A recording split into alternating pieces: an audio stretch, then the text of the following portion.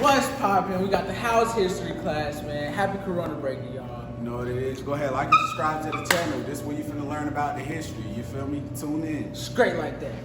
What's going on, guys? Coach House here. Today we are going to be talking about certain things dealing with the Espionage Act and continuing our path on World War I. So, leading up to the Espionage Act, remember the United States does not want to get involved in World War I. We do not believe that it is our problems, the things that are going on in European affairs. We do not want to get involved. The sinking of Lusitania is going to happen. 128 Americans going to be killed. We still do not want to get involved. You're going to have certain violent threats and certain issues with certain immigrant populations in the United States. We're still not going to want to get involved. And we're going to have the number one thing that's going to get us involved, which is a Zimmerman Note, which again is this, this plan that is intercepted by the United States that is from Germany to Mexico, that is wanting an alliance with Mexico, trying to keep the United States focused on its home front and not what's going on in Europe, because again, these European nations fully understand if the United States does get involved, it probably will not look good for them. The United States is going to get involved later, and once we're involved, we're really not in the war that long before it ends, which kind of highlights, you know, the United States involvement with these major wars. So speaking on the Espionage Act, I leaded up to that yesterday. The Espionage Act is going to be introduced because of a couple of things. Number one, I think that the government is worried. They're worried what the immigrants are going to do. They're worried about the focus of the war in the United States. They're worried about the home front. They're worried about just making sure that everyone is geared to this common goal of ending the war, because this is like the Great War. Nobody has ever seen a war like this. This is like before World War II. This was something unimaginable. There's trench warfare. There's new types of weapons and machineries and tanks and gas and all the trench. I mean, just all this stuff. Airplanes, tanks. There's just all these things. The machine gun that no one's ever seen before, and so like the numbers for casualties are very high, and they're alarming. You're losing thousands of people in battle at like seconds. It is not something that has ever been seen before, and when the newspapers are getting a hold of this information, they're going to put it in the newspapers, and people are going to really feel some type of way about this, and they're going to have a voice and they're going to have an opinion. Some believe, again, that we should not be involved in this, and some believe that we should. They believe that it's like the American way of helping other countries in need. And you know, you got to also understand, you may think, well, why does this really matter? Well, these are our trade partners that are also involved in this war. So it is, as much as you don't want it to be a big deal, it is a big deal. And we're eventually, like I said, going to get involved, and that's going to lead to the Espionage Act. So the Espionage Act is, like I said, President Wilson, he wants to focus all the attention on the war. Just like anything, when you're trying to accomplish a goal, if you have these little things that direct you off your path, you're not going to be as efficient in accomplishing that goal. The goal is to win the war. The goal is to have the war end. And if you have these little things that keep you off track and don't keep you focused, then it's not productive to helping the war movement and to helping the society that is fueling this war effort. So he also fears, immigrants might interfere, and he fears that if they do interfere, that it could be a very negative one. And with it being a very negative one, he just, it's important that, like I said, I cannot stress this enough, everyone needs to be focused on this war front, because it's going to be an all hands on deck type of thing. Factories are going to be rolling, mobilization of wartime goods, like wartime economy, if you've ever heard somebody say that, where everything is being pushed to the war, including food, machinery, weapons, clothing. It does not matter. Technology. It is all being pushed towards this war effort. So I'm going to talk about 4 things, and I got them in my notes right here, so I'm going to read right off it to make sure that we're all on the same page, of 4 actions that are going to be prohibited by the Espionage Act. So number 1 is you cannot have interference with military operations or recruitment. So what that means is you cannot get in the military's way of the recruitment process or how they're going about their things. Again, the idea is if you're trying to get in the way of the military, you are not doing the best thing as far as the war effort, and that's not being you're not being a productive member of the team as far as the war effort when considering the United States of America. The second thing is insubordination in the military, which, as you all know, the military, there's really no insubordination anyways. If you are insubordinate, then you're going to pay a hefty little price. They're very strict on the regime, and they're very strict on their rules and regulations. So this kind of amps that up a little bit more. So no insubordination in the military. You cannot, number three is you cannot support the enemies of the U.S. war. And you all are thinking like, duh, why do you say that? Well, again, this hits back on the United States immigrant population. A lot of these immigrants are going to be from these nations that are involved in this war.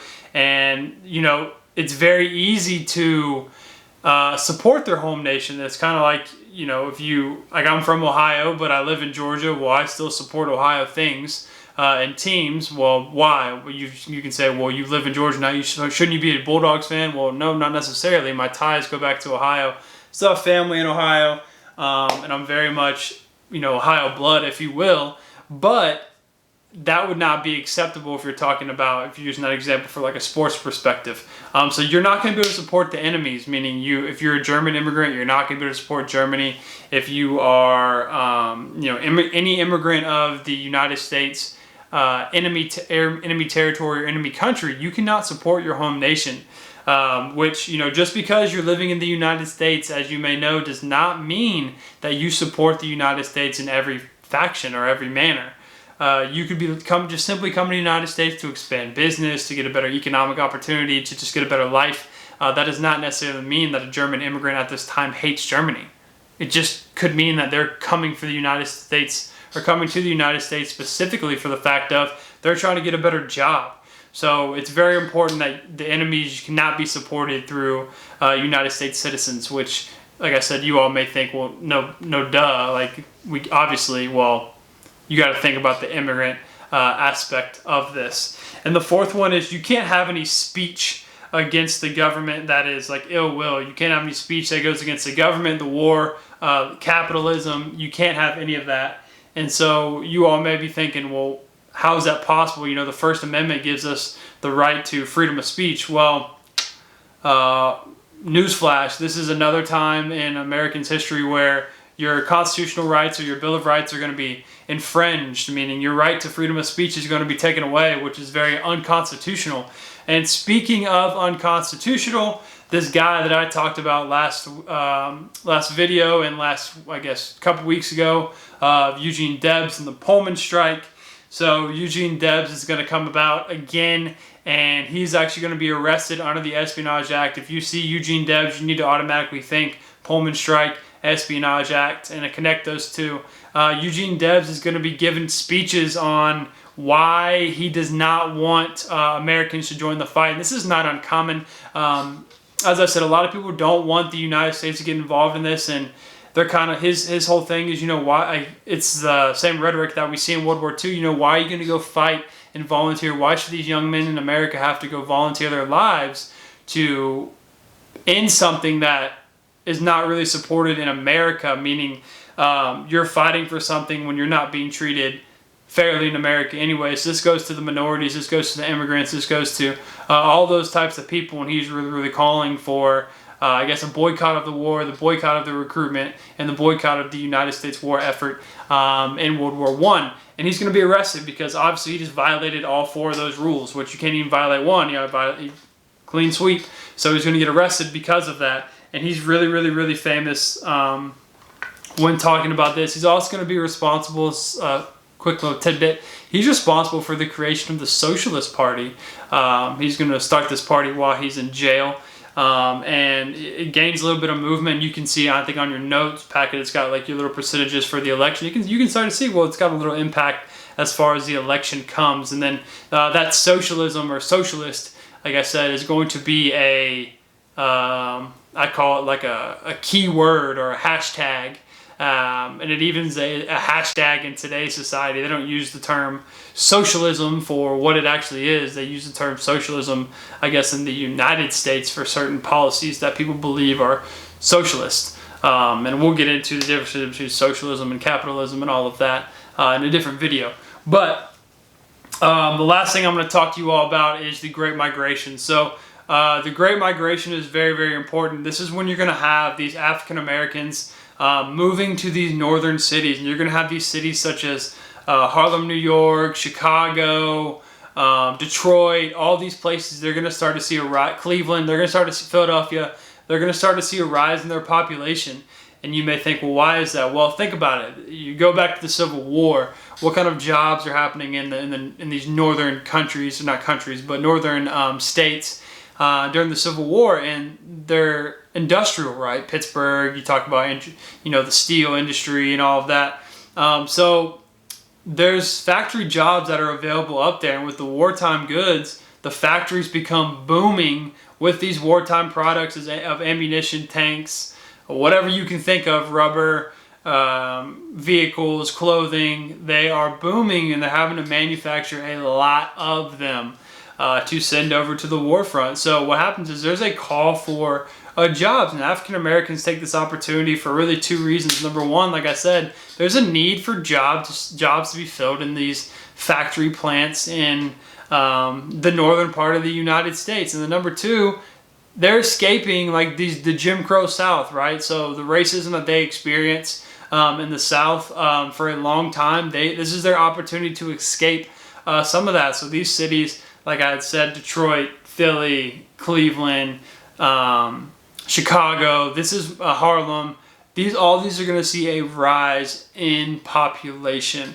And that's where I'm going to stop today's video.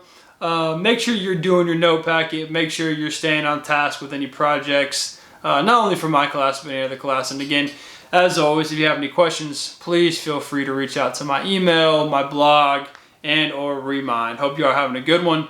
Talk to y'all later. Thanks for watching History with House. Don't forget to Like, comment, and subscribe.